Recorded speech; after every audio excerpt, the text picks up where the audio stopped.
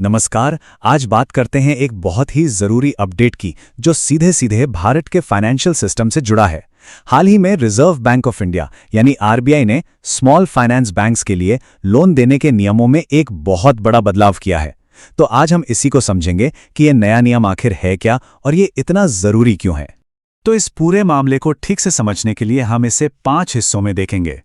सबसे पहले आरबीआई का नया नियम क्या है, फिर हम प्रायोरिटी सेक्टर लेंडिंग और स्मॉल फाइनेंस बैंक्स के कॉन्सेप्ट को समझेंगे।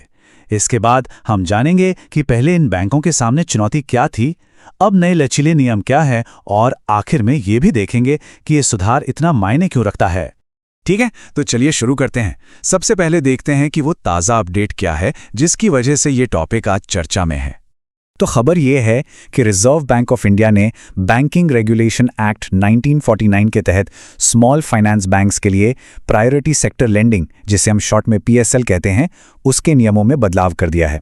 और हाँ, ये नए नियम फाइनेंशियल ईयर 2025-26 से लागू होंगे। अब इस बदलाव के असर को अगर गहराई से समझना है तो हमें पहले दो बहुत ज़रूरी कॉन्सेप्ट्स को समझना होगा। एक है प्रायोरिटी सेक्टर लेंडिंग और दूसरा है स्मॉल फाइनेंस बैंक्स। चलिए देखते हैं कि ये दोनों हैं क्या।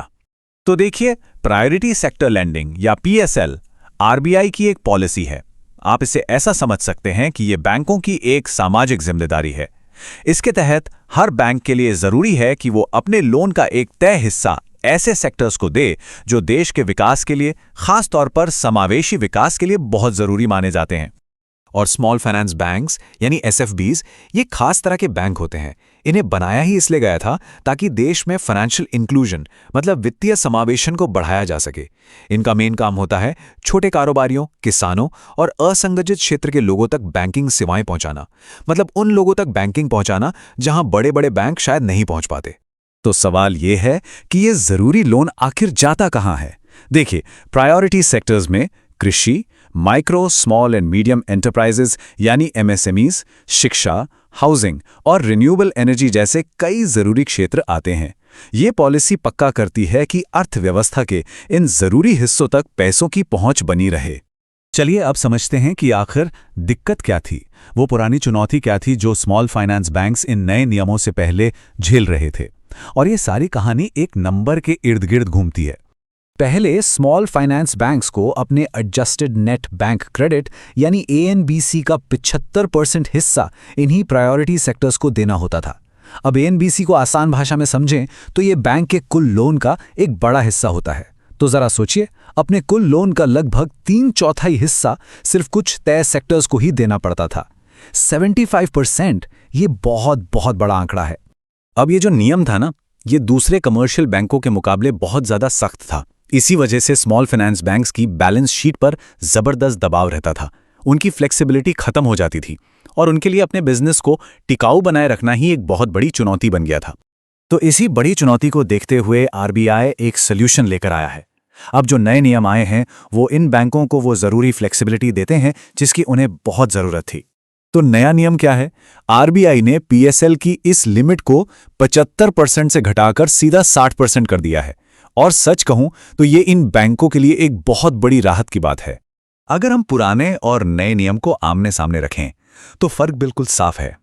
जहां पहले 75% की एक सख्त शर्त थी जो बैंकों पर जबरदस्त प्रेशर डालती थी, वहीं अब 60% का लक्ष्य उन्हें काम करने में कहीं ज्यादा लचीलापन और राहत देगा। इसका मतलब क्या हुआ? इसका मतलब यह है कि अब से एक स्मॉल फाइनेंस बैंक का लोन पोर्टफोलियो कुछ इस तरह का दिखेगा। 60% हिस्सा प्रायोरिटी सेक्टर लेंडिंग के लिए और बाकी का जो 40% है उसे बैंक दूसरे तरह के लोन देने के लिए इस्तेमाल कर सकता है। इससे उनके पोर्टफोलियो में एक जरूरी डाइवर्सिटी आएगी। तो अब आते हैं सबसे बड़े सवाल पर कि इस सुधार का असली मतलब क्या है।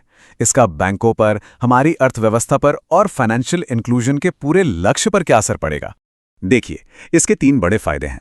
सबसे पहला तो ये कि एसएफबीज की बैलेंस शीट पर से जो बेहिसाब दबाव था वो कम होगा। दूसरा, ये उन्हें इनोवेशन करने और अपनी खूबी के हिसाब से लोन देने के लिए बढ़ावा देगा।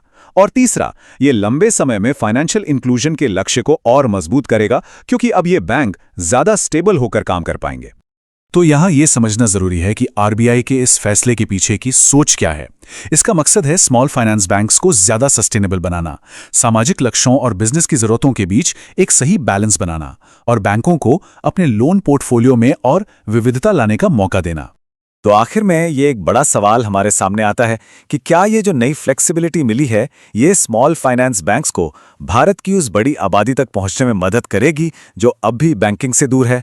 और क्या इससे देश के समावेशी विकास को ताकत मिलेगी? खैर, इसका जवाब तो आने वाला वक्त ही देगा, लेकिन ये एक सही दिशा में उठाया गया कदम तो जरूर लगता है। Thank you for watching this video.